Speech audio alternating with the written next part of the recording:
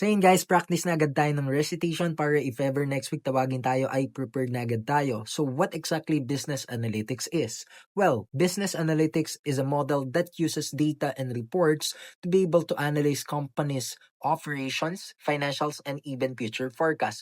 Well, it includes data visualizations, financial models, and even, as I've mentioned, future forecast. So, that's a wrap. Sample lang yon. Marami pa ang kailangang intindihan at kabisaduhin.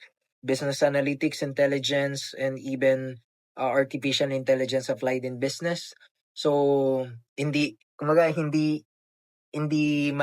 hindi mabilisan, but it takes time for you to be able to master your craft. For example, business, artificial intelligence, technology, and definitely finance. So I always practice kahit nasa bahay pa lang, kahit walang pasok. That's why, yan, medyo kabisado naman natin pagdating sa school. Let's go, practice na.